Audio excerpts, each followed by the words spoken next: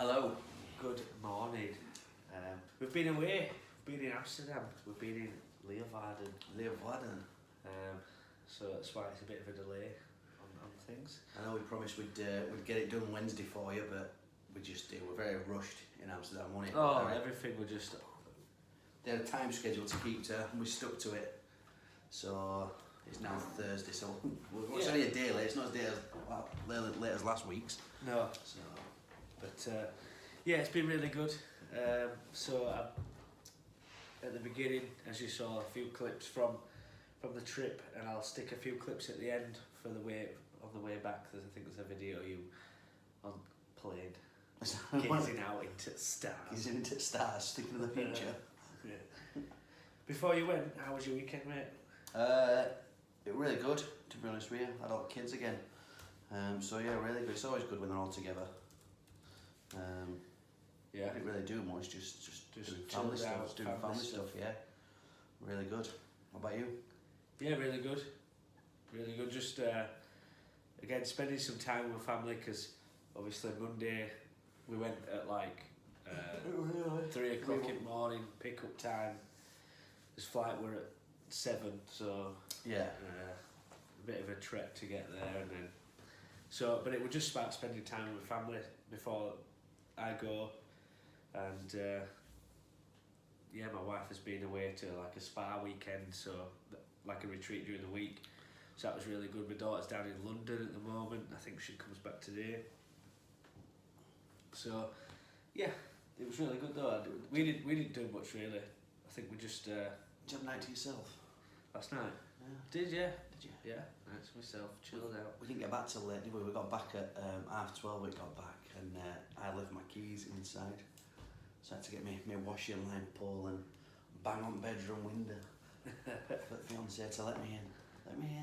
Yeah. But yeah, we were good. I'm just tired this morning though. Yeah, just absolutely tired, and then it's back to it all over again, just straight back into it. No rest, is it? No. We've just had to go straight back in. You know, I've been keeping up with emails and stuff as we've been away, because we've been away from work, so I've had to carry on working. There's no doubt about it. You know, you have to keep up with your emails, keep replying, social media. As some of you've seen, we was in the Yorkshire Post this week, so that's another good one. We're in the Courier. We're in Be Daily, an online paper. There's been on the radio last week, so it's all go at the moment. Getting out there, it's all go in it at the moment. Yeah. Yeah, there's no rest. No rest. It's just tiring, but we want to carry on doing what we're doing, because obviously we want to unmask the stigma of mental health. So yeah, exactly. So, yeah, definitely. So we'll start off with a bit of a story. Now this one's coming a bit close to the heart, actually. This is actually my mum's story. Why you get that quiet? No, I kept it quiet. I hadn't told Doug that I'm going to read this out. But Mum sent me an email and said, this is actually how I felt, because when I was 19, so what's that, 7 years ago, I decided to pack up my bags and go travelling as such. I didn't really travel much, I just went to one place, well, 2 places, but I moved to Australia for 2 years and stayed in Brisbane for first year, and then second year, half of the year I went way up north into the middle of nowhere, into the sticks, lived on a farm, and then came back to Brisbane and carried on living there. Really good friend of mine, Alex Wood, came over and lived with me. He's still there now. 6 years later.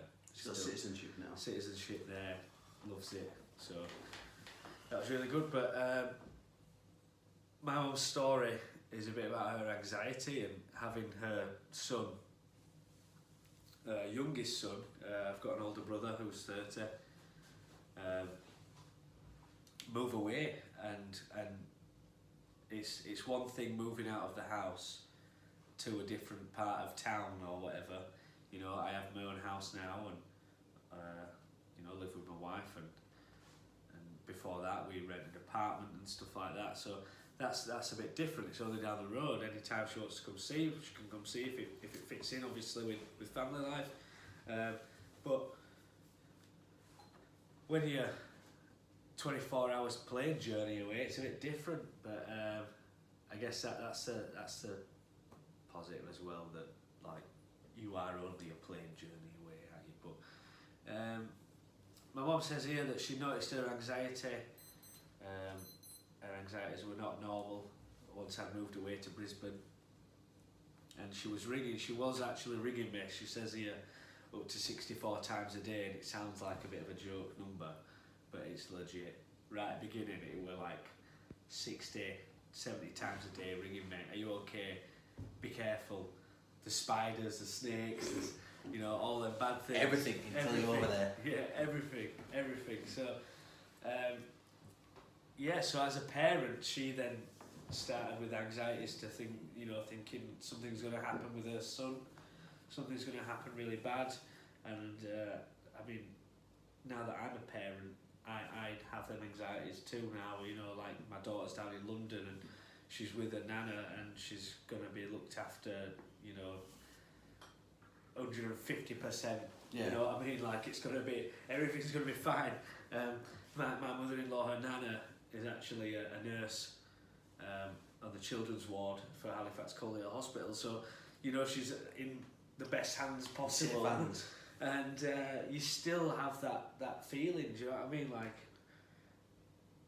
when they're getting on the train and stuff like that, this thought in the back of your head, you always think the worst things, don't you? Well, it's like... You never think the best things. It's like, but it's a prime example. Like when we went away this week, as soon as we got there, within an hour, my mum went on the phone, wasn't she? Yeah. Because they were, I don't know if you know, you probably do know, they were... Utrecht. They were a shooting. They were a terrorist attack. Well, they say they were a terrorist attack. I don't think nobody knows for sure, do they? Well, it's a bit up in the air, but we're not a news channel. No, but yeah, my mum was straight on phone. Make sure you're all right. Be vigilant. Look around you, because it were turns out we're only 20 minutes away, wasn't it? The next town. Literally 20 minutes away on a tram, and the incident actually happened on a tram. Yeah. So I don't think they never stop worrying. Do you, as a parent? You don't stop worrying, I think. No, not at all. And that goes for as a partner as well, as a husband or a fiance. You don't stop worrying about your partner or whatever as well. But so my mum then so she said that she once I moved to Brisbane, that's when she started noticing things. She started to ring me a lot, loads of times a day, asking Facebook if they'd seen me, like my mum's not on Facebook, but getting people who are on Facebook, my friends that are back here, has Logan posted anything? Is he okay? Can I see what he's posted? Things like that. When I actually moved to the farm, it was a bit easier for my mum because I wasn't on a mobile. Well, I had my mobile, but they had a landline there, so it was easier for her because I was on the farm and they could just ring the landline and the people that looked after me over there, Ringo and Claire, they were great. Ringo, mate, yeah, proper Aussie name, innit? But they looked after me a lot, so I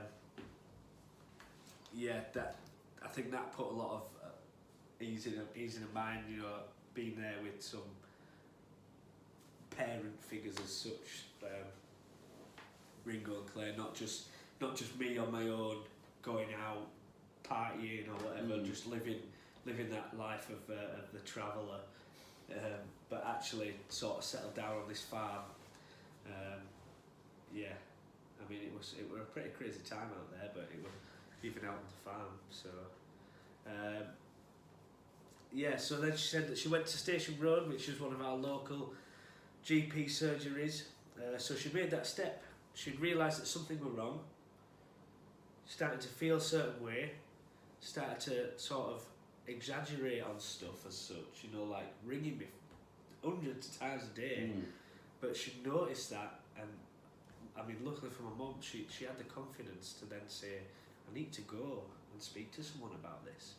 And she found that going to the GP, so then she's put here, I went to Station Road Surgery and they were super helpful. So even my mum, at the time I think my mum would have been around 44-year-old, maybe 44, 45. Can't tell people your mum's age, Hey, it's alright. We all have mums. 27-year-old. She's not going to be 28, is she? So yeah, you know, at that age as well, she went in, she found the confidence to go in, and they were super helpful. After speaking with them, she realised that she had suffered with anxiety, or she was living with anxiety for most of her life actually, and long-term medication, and she's much more settled. So a lot of people say medication is not the answer, but for some people it works, you know what I mean? It can work. We don't want to say don't do it, and we don't want to say do that, but it's... You just got to go with what your doctor what the professionals advise. You know, if I it's not told working, Doug tell you that not. story. Doug's met my mum, and Doug probably wouldn't even say, "Oh, I think your mum, you know, has anxiety," or all like that. So it's one of them. Things work, but she does every now and again. She goes through some blips, as we all do, and she's put here what she does to actually sort of overcome them blips. So the first one is to arrange to do things to make her happy. So things that she knows makes her happy, she arranges them into her life, puts them in a diary, makes lists, you know, makes sure that she achieves them happy things. So one of them is a play date with my daughter Ola. To arrange a play date, my mama has Ola on a Monday and a Friday normally, so knowing that on a Monday and a Friday she can do something that really makes her happy, like go on a play date, you know, take her down to the park or take her to one of the, you know, local kids play centre thingies.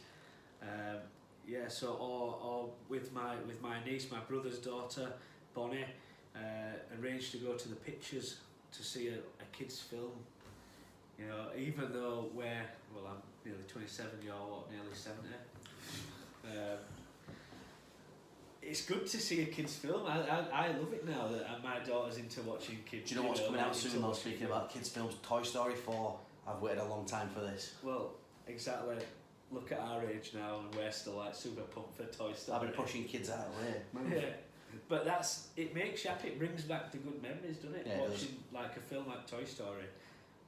I mean, luckily, my daughter's got into Toy Story now, so we can put that on all the time. She loves it, but it brings back that memories for me of being a kid and having some really good times as a kid and stuff. So they really help my sort of blips, you know, watching a little film, simple, just like my mum, and then meeting with her best friend for breakfast. Yeah, it's one of them things, isn't it? We see each other every day, but if we didn't see each other every day, that'd definitely be a positive one. I mean, it is a positive. I still see every day. We go for breakfast or whatever and have a coffee, and it is really good. It makes your day better, doesn't it? But yeah, it does. When you don't see your best mate every day, then times when you can arrange to book it in and say this is when we're going for breakfast. Yeah.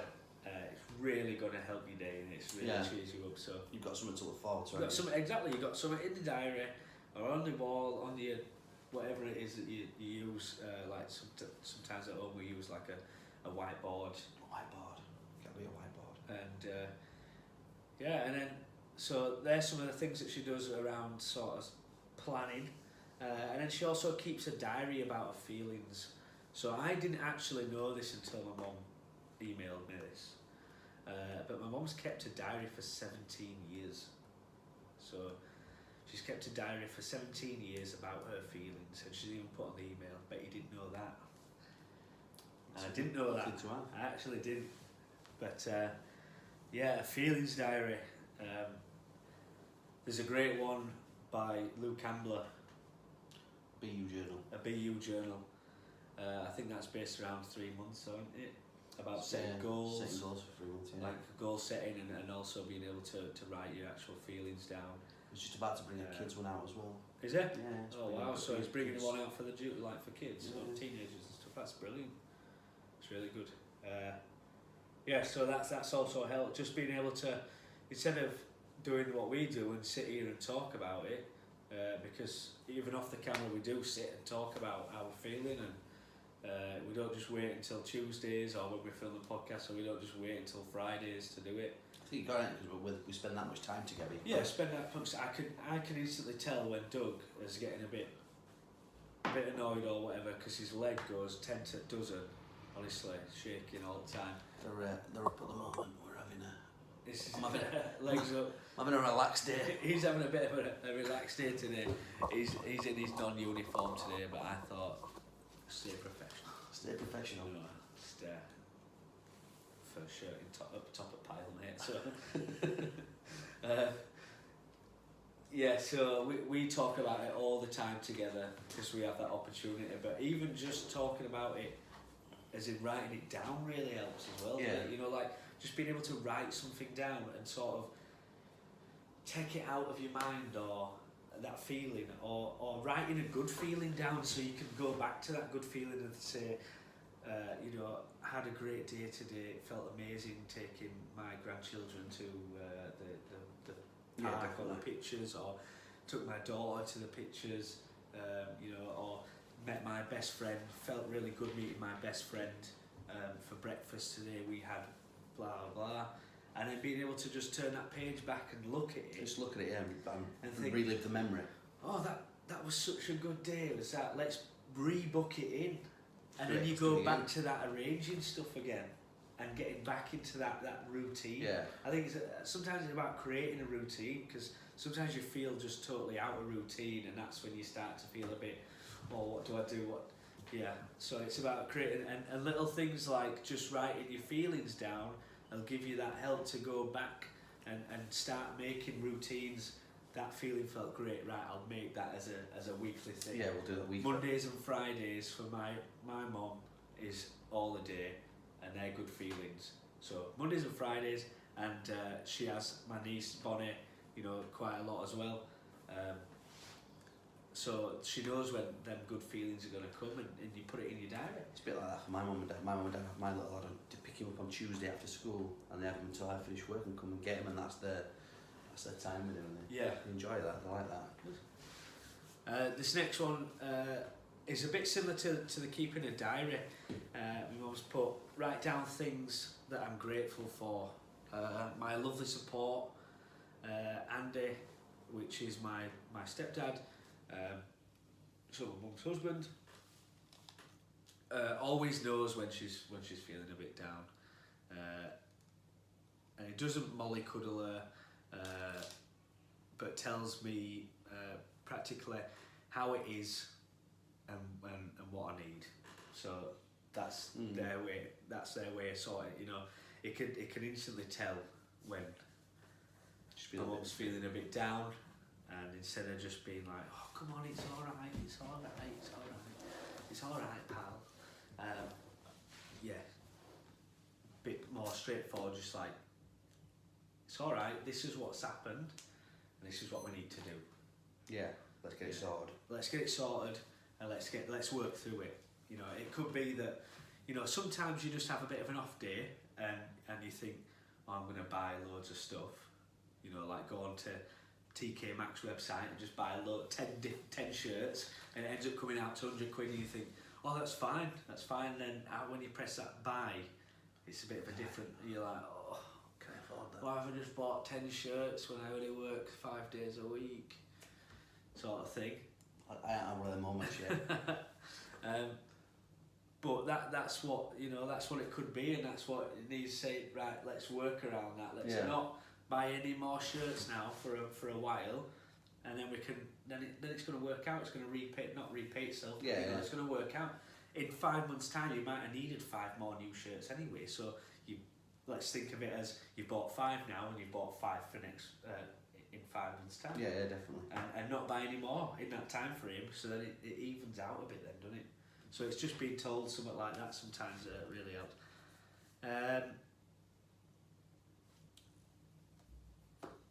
Yeah, so talking about buying little things, but what does it say here? Let's finish this sentence off. He does not mollycoddle. tells me practically how it is and what I need to do. You and Brad and Orla and Bonnie, who love me just the way I am, and that's very true. So sometimes it just needs someone just to say, listen, I love you the way that you are. Yeah. Don't, whatever's going on, this is why I'm with you, this is why I married you, or this is why I'm your best friend, this is why I'm still here every day whenever you need me, or whatever. This is why I still answer your call every week when you need to go out for a drink or go for breakfast, as my mum said. You know, so just having that person just say, I just love you where you are. You know what I mean? Doug's going grey, but it's going fast. It's going fast now. If I didn't love it, I'd have bought him some men's. Just for men. Just for men. You know what I mean? It's going faster working with you now. It's literally going. Every day there's new grey patches on my head. But yeah, so that's one of the ways to just reassure someone that, you know, their family love you the way you are. That's why we're here. That's why we stick by you, or your friends stick by you, because they love you how you are. Oh, that's beautiful. It's beautiful, isn't it?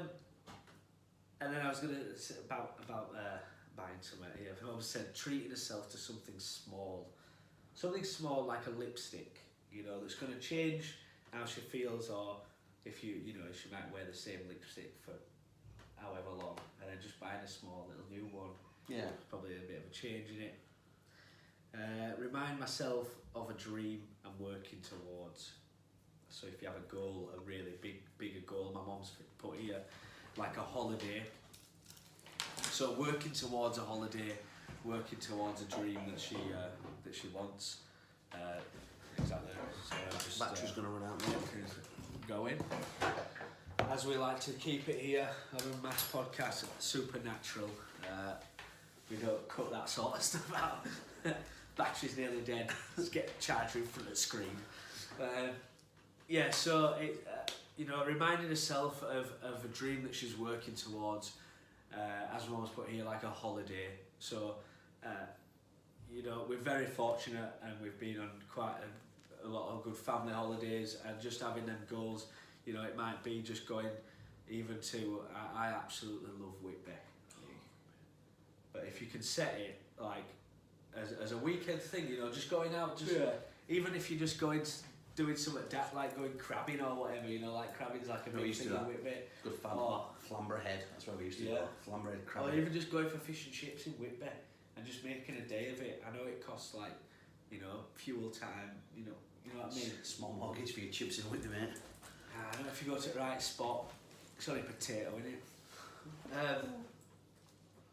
Yeah, so just making them little goals and just remind yourself, I've got Whitby next weekend, or for me, their memories as well. Whitby reminds me of my grandparents. So any time I go, my grandparents still go to Whitby 3 times a year as a holiday. They stay in the same little cottage up on Henrietta Street next to the Kipper House, next to that abbey, the big the steps, the 99 steps. They're literally at the bottom of them steps at the cottage there, and they stay at the same one every year, like 3 times a year. That's their little thing, and I've grown up with that as well, going out on like vacation with grandma, on holiday with my grandma and granddad, and it just brings back them good memories. So that's something that I could, if I took it, if I started to write down a diary, a feelings diary, or I can put that in there about a good feeling, a good memory, and I can bring that back into play by just simply going on a weekend or whatever, or finding that time to just take a little trip, maybe take go with my family and create them memories with my daughter now. That's what you're going to do. That's what you need to do. Keep the memories alive, don't you? Yeah. Last bullet point here. If I'm really blipping, I do my American quilting. Do you know what American quilting is? Is that in patches? It patches? Yeah. So my mum now, right, so all of Bonnie, which is my niece, all of her like baby clothes and stuff, and really sentimental clothes that she's grown up with, my mum's cut them out and made a quilt with it, and now she starts to do it with my daughters. So So that's what she does. I'm laughing a bit because it's something nice, it's something sentimental to pass down, isn't it? When she's young, when she's older. Oh, that's it. Yeah, like Bonnie has this really nice big quilt now that's got all of her little bits of clothes or blankets or whatever that's all in patchwork, and it's really cool. But we've got one now for my daughter. It's all getting made at the moment. But that's something that she really helps. It focuses her and makes her think of something else. So forget about the quilting aspect. It's about finding something to focus yourself. Yeah. At Unmasked, we've found this to actually focus yourself. So we work for this is our company, mine, Doug's and Robin's company, and Robin's still at work and he focuses on that, doesn't he? And he also focuses on us here. Pretty sure he worries about us though. Yeah, I think he worries about us, but what then he'll be on. He'll be on the Feel Good Friday tomorrow, so we can talk to him about how he focuses on that. Yeah. But for us, this actually this helps us focus, and we could really work at home. Do you know what I mean? Yeah. And Doug's in his t-shirt and his jeans today, and that's usually we leave it up to Fridays, don't we? But we've just obviously been away, tired. All my stuff's in my suitcase. I can't be bothered. So but we said from the get go, even if we worked at home, we'll put on a shirt and some pants, shoes, and it feels like we're in the office. You've got to get there, and you've got to be there. You sit in your dressing gown, watching Jeremy Kyle. It's not going to work, is it? No, it might work for somebody, but for us, it's not going to work. Your mentality's not in it, so if you just sat there. Yeah. So it's about creating something to focus on. A couple of years ago, I had a bit of a dab hand in model airplanes. I had a go at that. It wasn't really I didn't really get that good at it or all like that, but it was something that I could take my mind off and focus on that, because you have all them little pieces you have to glue together and paint it all. And to be honest, that sort of brings back a memory for me, because when I were little, like I'd say maybe 5, 6 or whatever, my dad actually brought out a box of all of his figures and stuff, like soldiers and cowboys and Indians from when he were a kid, and painted them, and he sort of gave them to me, and that sort of gave me the want to do that. I wanted to do it, to sort of like follow in footsteps sort of thing. So I've always wanted to do it, and then a couple of years ago I thought, right, I'm gonna buy an Airfix and get it done. But, do some fixing. Buy an Airfix and do some fixing. Yeah, and it helped me focus a bit, and but it's finding that right thing. This helps me focus. This helps Doug's focus. Being with family helps me focus. Good stuff. Everything like that helps me focus. But we're going to have to wrap it up very shortly. Before we wrap it up, we've got a few things else. Yeah. Just before that, we're going to put some videos in the front and the beginning or somewhere within this podcast, just about why we've been outside and what we were doing while we were over there. How did you find it? I loved it. It was good. It was just we arrived on Monday. Everything were happening on Tuesday and Wednesday. Bit of an eye opener, wasn't it? For me, I've never been before. Yeah, it's definitely an eye opener. It's definitely a different place, definitely a different ball game over there, isn't it? Yeah. But it's absolutely beautiful city. And then Leeuwarden were good as well, weren't Leeuwarden were really nice. I mean, that were even more stunning, but it were just like, it were nice. Everyone were really appreciative of what we were doing, and we spoke to a chap who is going to help us build a European plan. Like a business plan to take our app and our business into Europe. So that's good. But I'm going to say one of the things that were really good over there was we start work at 8 every day. For some reason, but we do, and or thereabouts. It's usually about 8:05 or something when we get into office and we get us cups and have a brew and sit down. And we sort of kept that mentality over there, and you know, we were up at 7:30, out for breakfast on on Tuesday morning. It didn't start until 1:30, but we had that time then to just walk out of the city and just a bit, you know, not far, but just a bit beyond where all the super touristy parties.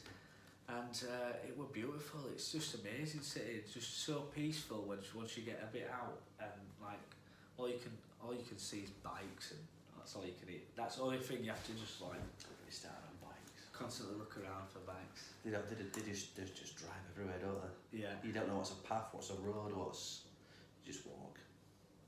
Yeah. Going back to the end of what my mum's saying is, sorry I broke off there. I broke us off there, but so what we were talking about, my mum's story about, you know, what she uses as her coping strategies, and the reason why